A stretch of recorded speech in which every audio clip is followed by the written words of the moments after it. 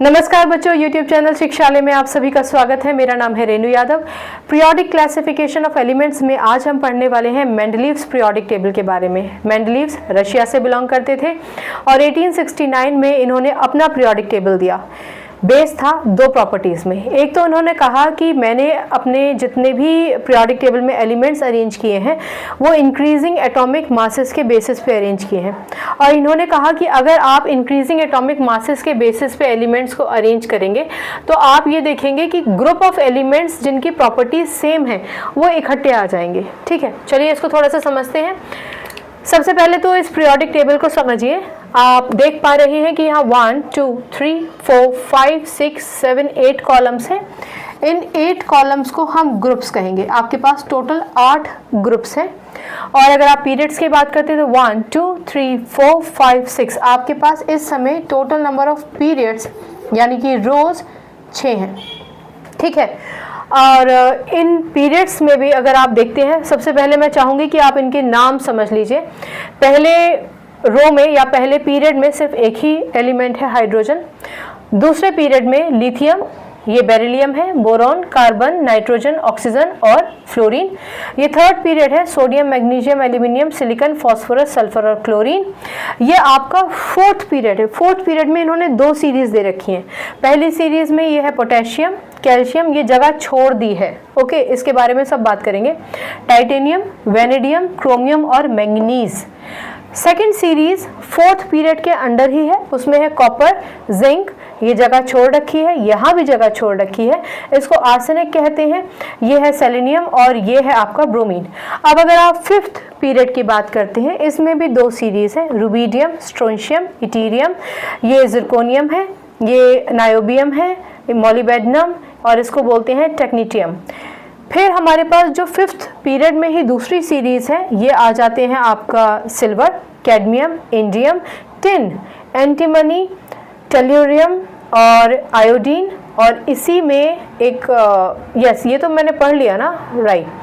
तो अब यहाँ पर ये जो एलिमेंट्स हैं, ये है र्यूथेनियम, ये है रोडियम और ये है पैलेडियम। ठीक है, फोर्थ सीरीज की ये एलिमेंट्स अगर मैं पढ़ना भूल गई हूँ तो दोबारा बता देती हूँ। कॉपर, जिंक, ये जगह खाली है, आर्सेनिक, इसको सेलेनियम बोलते हैं, ये है ब्रोमीन। साथ ही साथ इस पूरे स्लॉट में 3 एलिमेंट्स हैं, आयरन, कोबाल्ट और निकल।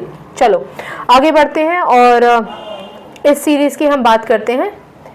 Yes, sixth period, first series, इसे हम सीजियम बोलते हैं, ये बेरियम है। सेकंड सीरीज में आ जाता है गोल्ड और आ जाता है मर्करी। आई होप कि मैंने सारे एलिमेंट्स के नाम आपको बता दिए हैं। ठीक है, हालांकि आपसे ये एलिमेंट्स के नाम नहीं पूछे जाएंगे, पर अगर किसी चीज़ को समझ रहे हो तो कम से कम उससे परिचय तो कर लो। एक चीज़ मैं और आपको बताना चाहूँगी, यहाँ ऑक्साइड्स और हाइड्राइड्स लिख रखा है। हालांकि ऑक्साइड्स और हाइड्राइड्स मेंडलीव्स टेबल से कोई क्वेश्चन आएगा नहीं, पर समझ रहे हो तो इसको पूरी तरीके से समझो। एक तो ये समझो कि ये जो R है ना, ये किसी भी एलिमेंट को रिप्रेजेंट कर रहा है। एक और चीज़ समझिए कि मेंडलीव्स पीरियोडिक टेबल भले ही एटॉमिक मास पे बेस्ड है, लेकिन किसी भी एलिमेंट की जो प्रॉपर्टीज़ होती हैं वो उसके इलेक्ट्रॉन्स पे बेस्ड होती हैं, राइट। तो हम ये मान के चलते हैं, एक दो एग्जाम्पल्स मैं समझा रही हूँ, बाकी आप पूरा खुद समझ जाएंगे। ऑक्साइड्स, ऑक्साइड जब एलिमेंट किसी से बनाता है तो उस समय ऑक्सीजन पे चार्ज होता है O2 नेगेटिव। ये R रिप्रेजेंट करता है पहले ग्रुप का, तो हम मान के चलते हैं कि पहले ग्रुप का जो R यानी एलिमेंट है उस पे होगा 1 पॉजिटिव चार्ज। ठीक है, वैसे भी ये एल्कली मेटल्स हैं सारे, आप देख पा रहे हैं मेटल्स कहाँ हैं और नॉन मेटल्स कहाँ हैं। ठीक है, तो ये अगर कंबाइन करेगा तो ये हो जाएगा R2O, R2O। ठीक है, अगर आप हाइड्राइड्स की बात करते हैं, हाइड्राइड्स का मतलब होता है H नेगेटिव, और क्योंकि ये R रिप्रेजेंट करता है मेटल्स को और फर्स्ट ग्रुप के मेटल्स हैं तो हम ये मान के चलेंगे R पॉजिटिव। तो R positive, R negative, R positive, H negative, ये हो गया RH। समझ में आया? RH। एक और चीज़ समझ लेते हैं, अगर ग्रुप 2 का एलिमेंट है R तो ऑफ कोर्स उस पर चार्ज होगा R2 पॉजिटिव, ऑक्सीजन तो होता ही 2 नेगेटिव है, इक्वल अपोजिट चार्जेस कैंसिल, ये हो गया RO। हो गया ना। सिमिलरली यहाँ पर अगर आप R की बात करते हैं तो डेफिनेटली R होगा 2 पॉजिटिव, हाइड्राइड पे तो डेफिनेटली 1 नेगेटिव चार्ज ही होता है, तो ये हो जाएगा आपका RH2। क्रिस क्रॉस करना जानते हैं। अब मुझे लगता है कि आप आगे की ये पूरी सीरीज समझ सकते हैं। ध्यान रखिएगा कि यहाँ पर नॉन मेटल्स भी हैं। जब आप चार्जेस क्रिस क्रॉस कर रहे होंगे, नॉन मेटल्स का खास तौर से ध्यान रखिएगा, ठीक है। हाइड्रोजन आपको पता है दो तरीके से रिएक्ट करता है, एक तरफ वो हाइड्रोजन की तरह बिहेव करता है और फिर दूसरी तरफ वो हाइड्रोजन आयन H पॉजिटिव की तरफ बिहेव करता है। ये ध्यान रखेंगे तो आप इन फॉर्मूलेस को अच्छी तरीके से समझ जाएंगे, जो मैंने बताया है उसके फॉर्मेट पे है, ठीक है। अब बात करते हैं मेन मुद्दे की कि मेंडलीव्स पीरियोडिक टेबल को इतने अच्छे से अरेंज किया गया था, उसके बावजूद हमें मॉडर्न पीरियोडिक टेबल की ज़रूरत क्यों पड़ी। तो पहले इसकी अच्छाइयाँ जान लेते हैं। मेंडलीव्स पीरियोडिक टेबल में इन्होंने एलिमेंट्स को कुछ इस तरीके से अरेंज किया कि जिन एलिमेंट्स की केमिकल प्रॉपर्टीज सेम थी वो लगभग साथ में ही थे। ये तो बिल्कुल ठीक है। इंक्रीजिंग एटॉमिक मासेस के बेसिस पे था। हाइड्रोजन के एटॉमिक मास से ज़्यादा लिथियम से ज़्यादा सोडियम से ज़्यादा पोटेशियम का है। इस तरीके से इन्होंने एलिमेंट्स को अरेंज किया है। आप देख सकते हैं 68 है, ये 72 है जो मैंने लिख रखे हैं, ठीक है। तो इनकी जो ख़ास बात थी वो ये थी कि इन्होंने एलिमेंट्स को इंक्रीजिंग एटॉमिक मासेस के बेसिस पे अरेंज किया। कुछ जगहें इन्होंने छोड़ दी थी, जैसे कि आप ये देख पा रहे हैं बहुत क्लियरली, ये जगह इन्होंने छोड़ दी है, ये जगह इन्होंने छोड़ दी है, क्योंकि इनका ऐसा मानना था। एक और चीज़, ये जो पीरियोडिक टेबल इन्होंने बनाया है ये उस समय प्रेजेंट एलिमेंट्स को क्लब करके बनाया है, लेकिन मेंडलीव्स ऐसा मानते थे कि भले ही जो एलिमेंट्स इस समय प्रेजेंट है मैंने उन सबको क्लब कर दिया है, लेकिन भविष्य में कुछ और एलिमेंट्स आएंगे ही आएंगे, उनका आविष्कार होगा ही होगा, उसका प्रबंध भी इन्होंने पहले से ही कर रखा था। जैसे अगर इन्होंने कहा कि एका बोरॉन, ठीक है, एका बोरॉन, तो पहले तो BORON, तो पहले तो एका का मतलब समझो, ये संस्कृत का वर्ड है। एका बोरॉन का मतलब ये है कि कोई भी आएगा उससे पहले मैं हूँ, यानी बोरॉन के बाद जो एलिमेंट है, मान के चलो अभी एल्यूमिनियम की डिस्कवरी नहीं हुई है, मान के चलो एल्यूमिनियम की डिस्कवरी नहीं हुई है, लेकिन मेंडलीव ने बता दिया है कि आगे आने वाले टाइम में एक ऐसा एलिमेंट होगा जिसकी प्रॉपर्टी मैंने बता दी है कि किस तरीके की उसकी प्रॉपर्टीज़ होंगी, मुझे उसका नाम नहीं पता है और उसका एटॉमिक मास मैंने बता दिया है, लेकिन जब तक कि उसका नाम नहीं पता चलता है तब तक मैंने उसका नाम रख दिया एका बोरॉन। ठीक है, समझ में आ गया कॉन्सेप्ट। तो एल्यूमिनियम आ गया। अब एल्यूमिनियम आने के बाद यहाँ जो एलिमेंट आएगा उसकी प्रॉपर्टी एल्यूमिनियम के जैसी ही होंगी। अभी वो प्रेडिक्ट नहीं हुआ है, लेकिन अपने अरेंजमेंट पे भरोसा रखते हुए कि मैंने एलिमेंट्स को इस तरीके से अरेंज किया है कि सिमिलर केमिकल प्रॉपर्टीज़ वाले एलिमेंट्स ग्रुप बना रहे हैं, तो इन्होंने यहाँ वाले एलिमेंट के एटॉमिक मास बता दिया और ये भी प्रेडिक्ट कर दिया कि इसकी प्रॉपर्टीज़ कुछ इस तरीके की होंगी। ठीक है, XYZ जो भी। अब क्योंकि इसका कोई नाम नहीं है तो इन्होंने इसका नाम रख दिया एका एल्यूमिनियम। समझ में आया? एका एल्यूमिनियम, यानी जो भी एलिमेंट आएगा, एल्यूमिनियम के बाद जो जगह खाली है वहाँ जो भी एलिमेंट आएगा, जब तक उसका नाम नहीं पता चलता है, जब तक वो डिस्कवर नहीं होता, तब तक उसको एका एल्यूमिनियम के नाम से जानेंगे। I hope this is clear. तो ये बहुत अच्छी बात थी कि इन्होंने कुछ एलिमेंट्स के नाम प्रिडिक्ट कर दिए थे पहले से और कहा था कि ये एग्जिस्ट करेंगे। न्यूलैंड ने तो कहा था एग्जिस्ट ही नहीं करेंगे, पर इन्होंने कहा नहीं, आएंगे, कुछ एलिमेंट्स आएंगे। ठीक है, इसके अलावा नोबल गैसेस, आपको पता है कि जो नोबल गैसेस होती हैं वो अनरिएक्टिव गैसेस होती हैं। ठीक है, आसानी से यूजली रिएक्ट नहीं करती जैसे कि बाकी के मेटल्स और नॉन मेटल्स करते हैं, तो इसीलिए इनकी डिस्कवरी होने में भी समय लगता है और डिस्कवर करके उनके नाम पता करने में भी साइंटिस्ट को अच्छी खासी टाइम लगता है, रिसर्च करनी पड़ती है। ठीक है, नोबल गैसेस का इजाद उस समय तक नहीं हुआ था, डिस्कवर नहीं हुए थे, लेकिन मेंडलीव्स का ऐसा मानना था कि कुछ इस तरीके के एलिमेंट्स भी डेफिनेटली एग्जिस्ट करेंगे जो नेचर में बहुत ही अनरिएक्टिव होंगे, लेकिन उनका भरपूर प्रयोग किया जा सकता है। तो इन्होंने अपने इस पीरियोडिक टेबल में नोबल गैसेस के लिए जगह भी छोड़ रखी थी। क्लियर हो गई बात? एलिमेंट्स को इंक्रीजिंग एटॉमिक मासेस के बेसिस पे अरेंज किया, नोबल गैसेस के लिए जगह छोड़ दी जो उस समय डिस्कवर ही नहीं हुए थे, ऐसे एलिमेंट्स का प्रेडिक्शन कर दिया जो उस समय एग्जिस्ट नहीं करते थे पर आगे आने वाले समय में संभावना हो सकती है, और उनको नाम दिया कि जिसके बाद भी वो आएगा उसके नाम से उसको जाना जाएगा जब तक कि वो नहीं आता है। ठीक है, इसके अलावा और क्या क्या चीज़ें हो सकती हैं? तो इन्होंने जब प्रेडिक्शन किया तो इन्होंने कहा कि गैलियम, जिसको आप Ga से रिप्रेजेंट करते हैं, स्कैंडियम, जिसको हम Sc से रिप्रेजेंट करते हैं, और जर्मेनियम जिसको हम Ge से रिप्रेजेंट करते हैं। इन एलिमेंट्स के बारे में तो इन्होंने प्रिडिक्शन कर ही दिया था, ठीक है। अब ये तो रहा आपका पूरा का पूरा मॉडल, ठीक है। नोबल गैसेस को इन्होंने इसमें डाल दिया जो डिस्कवर नहीं थे उसको, और एटॉमिक मासेस के बेसिस पे। तो फिर भैया लिमिटेशंस क्या है इनकी सॉरी, ड्रॉबैक्स क्या है, क्यों इनकी थ्योरी को हम आज नहीं पढ़ते हैं। मतलब अब जब हमें प्रॉपर्टीज पढ़नी होती है एलिमेंट्स को, तो हम ये टेबल को रेफर नहीं करते हैं, ये हमारे लिए ओल्ड टेबल हो गई है, हम मॉडर्न पीरियोडिक टेबल का इस्तेमाल करते हैं। कुछ ड्रॉबैक्स हो जाते हैं। ड्रॉबैक्स इसलिए क्योंकि जब साइंटिस्ट से पूछा जाता है कि भैया ये क्यों हुआ, तो समझा नहीं पाते। अब उसकी बात करते हैं, क्या नहीं समझा पाए। पहली बात, इन्होंने कहा कि मैं एलिमेंट्स को इंक्रीजिंग एटॉमिक मासेस के बेसिस पे अरेंज कर रहा हूँ, और जो सिमिलर केमिकल प्रॉपर्टीज वाले एलिमेंट्स हैं वो लगभग एक ग्रुप बनाएंगे। तो ठीक है, इन्होंने आयरन, कोबाल्ट और निकल 3 एलिमेंट्स को एक ही स्लॉट में रख दिया। आप देख रहे हैं group number 8 4th period, 3 elements एक ही ग्रुप में है। यहाँ सब में एक एक है, यहाँ चलो 2-2 कर दिए, पर इस एक अकेले में 3 कर दिए। तो इनसे पूछा गया इसका कारण बताओ, क्यों पूछा गया? क्योंकि इन्होंने कहा था कि इंक्रीजिंग एटॉमिक मासेस के बेसिस पे मैंने एलिमेंट्स को अरेंज किया है, लेकिन आयरन का एटॉमिक मास 55.8 है, कोबाल्ट का 58.9 है, और निकल का 58.7 है। तो अगर निकल का एटॉमिक मास 58.7 है, तो निकल को कोबाल्ट से पहले आना चाहिए था। मेंडलीव से ये पूछा गया कि आयरन 55.8 के बाद तो निकल 58.7 और उसके बाद कोबाल्ट 58.9 आना चाहिए था। तो कोबाल्ट जिसका एटॉमिक मास ज़्यादा है वो बीच में कैसे आ गया? इस चीज़ का जवाब मेंडलीव उस समय नहीं दे पाए, जस्टिफिकेशन नहीं कर पाए इस चीज़ का, ठीक है। तो पहला तो ये रीज़न था थ्योरी को डिस्कार्ड होने का, या उसका लिमिटेशन, ठीक है। डिस्कार्ड एक थोड़ा सा हार्ड वर्ड है, पर कई किताबों में डिस्कार्ड वर्ड आप यूज़ कर ले देखेंगे यूज़ किया हुआ, इसलिए मैं डिस्कार्ड वर्ड इस्तेमाल करके आपको बता दिया। नहीं तो ड्रॉबैक और लिमिटेशंस के नाम से इस सवाल को पूछा जाता है। किसी की भी थ्योरी को पूरी तरीके से डिस्कार्ड कभी नहीं किया जा सकता, हर थ्योरी बहुत कुछ देकर जाती है। चलो, सेकेंड पॉइंट था क्लोरीन। अब क्लोरीन में क्या प्रॉब्लम है?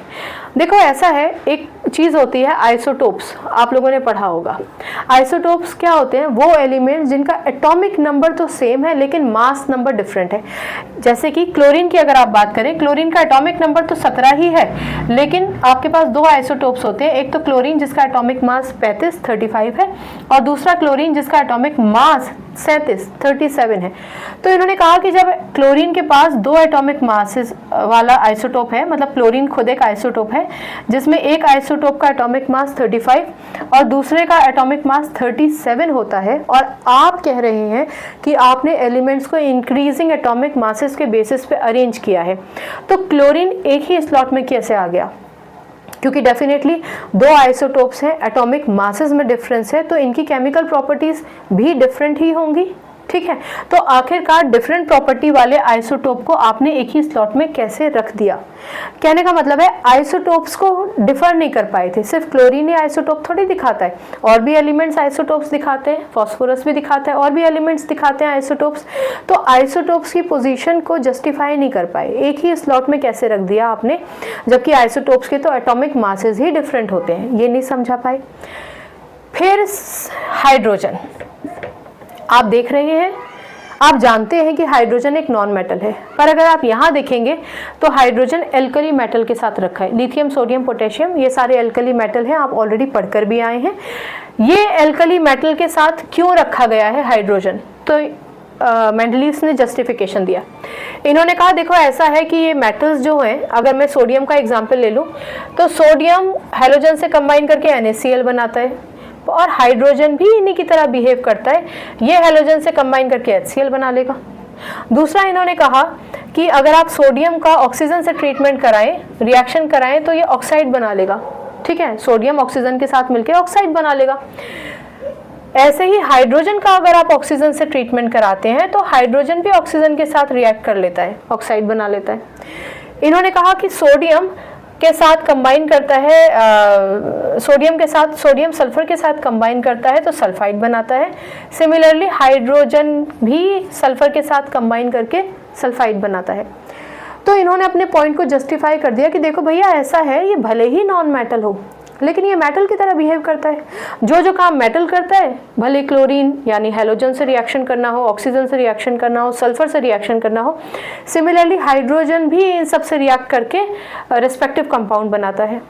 तो इनसे सवाल पूछा गया कि भाई हाइड्रोजन तो फ्लोरीन क्लोरीन के जैसे भी बिहेव करता है, क्योंकि अगर आप हाइड्रोजन की पर्टिकुलरली बात करें तो जैसे क्लोरीन है, मान लो इस स्लॉट में पॉइंट ये रेस किया गया कि हाइड्रोजन को 7th ग्रुप में क्यों नहीं रखा गया, क्योंकि अगर आप 7th ग्रुप के एलिमेंट में से मानो क्लोरीन आपने चूज किया तो क्लोरीन डायटोमिक है, Cl2 के फॉर्म में आप हमेशा इसको देखते हैं। हाइड्रोजन भी डायटोमिक है, पहली बात। दूसरी बात ये जो क्लोरीन है ये क्लोरीन हाइड्राइड बनाता है, तो मेटल्स के साथ यहाँ अगर हाइड्रोजन यहाँ रखा जाएगा तो वो मेटल के साथ रिएक्ट करके हाइड्राइड बना सकता है। यानी अगर सोडियम के साथ हाइड्रोजन को रिएक्ट करो तो NaH बनाएगा। सोडियम कौन है? मेटल। और हाइड्रोजन कौन है? Non metal. तो इन्होंने कहा कि ये तो नॉन मेटल के साथ मिलके हाइड्राइड बना सकता है। ये देखो नॉन मेटल के साथ मिलके हाइड्राइड बना रहे हैं और नॉन मेटल के साथ ये कोवेलेंट बॉन्ड भी बना लेता है। तो इन्होंने कहा कि आप मुझे ये बता दीजिए कि जब ये हाइड्राइड बनाएगा, जब ये, आप इसको समझो, जब ये हाइड्राइड बनाएगा तो ये आयनिक बॉन्ड बनाएगा, आयनिक बॉन्ड से जुड़ा रहेगा। और अगर ये नॉन मेटल्स के साथ रिएक्ट करेगा तो ये कोवेलेंट बॉन्ड बनाएगा। ठीक है, हाइड्राइड्स मेटल्स के साथ बनाएगा और यहाँ पे आयनिक बॉन्ड होगा और नॉन मेटल्स के साथ ये कोवेलेंट बॉन्ड बनाएगा। तो फिर ये सारी की सारी प्रॉपर्टीज होने के बाद तो आपने इसको 7th कॉलम में रखना चाहिए था, 7th ग्रुप में रखना चाहिए था। इस बात का जवाब, जस्टिफिकेशन मेंडलीव नहीं दे पाए और इसी वजह से इनकी थ्योरी को हम आगे परस्यू नहीं करते हैं। हम एक अलग थ्योरी पढ़ते हैं जिसे हम मॉडर्न पीरियोडिक टेबल बोलते हैं और वो थ्योरी एटॉमिक मासेस नहीं, एटॉमिक नंबर के बेस पर निर्भर करती है, पर आधारित है रादर। ठीक है, तो आई होप आपको ये मेंडलीव्स पीरियोडिक टेबल, इसके जो बेनिफिट्स थे, क्यों हमने इसको पढ़ा, इसके फ़ायदे क्या क्या थे, क्या क्या इसने हमें सिखाया वो, और इसके लिमिटेशंस या इसके ड्रॉबैक्स क्या थे वो आपको समझ में आ गया होगा। लिमिटेशंस याद रखिएगा, हाइड्रोजन इंक्रीजिंग एटॉमिक मासेस में, निकल बाद में क्यों है, और क्लोरीन। फ़ायदों में क्या है? फ़ायदों में सबसे बड़ी बात तो ये हो जाती है कि एलिमेंट्स को इंक्रीजिंग एटॉमिक मासेस के बेसिस पे अरेंज किया, जो कहा वो हुआ, कुछ एलिमेंट्स के लिए जगह छोड़ दी, नोबल गैसेस के लिए जगह छोड़ दी। जो प्रेडिक्शंस इन्होंने किए कि एलिमेंट्स की जो डिस्कवर किया जाएगा उस एलिमेंट की प्रॉपर्टी ये होगी, वो असल में सच हुआ। तो ये इसके फ़ायदे थे। अब ये मॉडर्न पीरियोडिक टेबल आने के बाद ये तो तय हो गया कि एलिमेंट्स के एटॉमिक मासेस और उनकी प्रॉपर्टीज़ के बीच में कुछ तो रिलेशन होता है, लेकिन जो कुछ गड़बड़ बीच में थी जो मेंडलीव नहीं समझा पाए, उस पर काम करना था। एक और थियोरी ये आई कि एटॉमिक मासेस के बेसिस पे हम अभी 3 एफर्ट्स डाल चुके हैं, डोबोहाइनर, न्यूलैंड और अब मेंडलीव्स, तो कोई और भी तरीका ईजाद किया जा सकता है। अब हम एटॉमिक नंबर पर आएंगे मॉडर्न पीरियोडिक टेबल में। इसको एक बार देख लीजिए।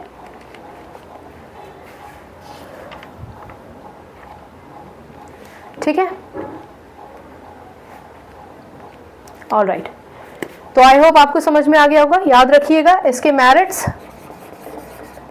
और इसके डीमेरिट्स, डीमेरिट्स को ही ड्रॉबैक्स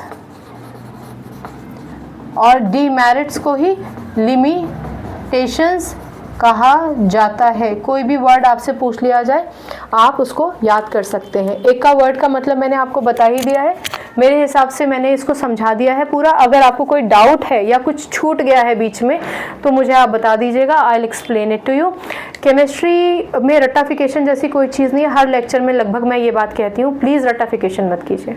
केमिस्ट्री से अपनी केमिस्ट्री अच्छी बनाइए, शिक्षा ले आइए। अगली बार मिलने तक अपना ख्याल रखिए, खुश रहिए, अपने लक्ष्य की ओर सतर्कता से, ध्यान से बस चलते रहिए।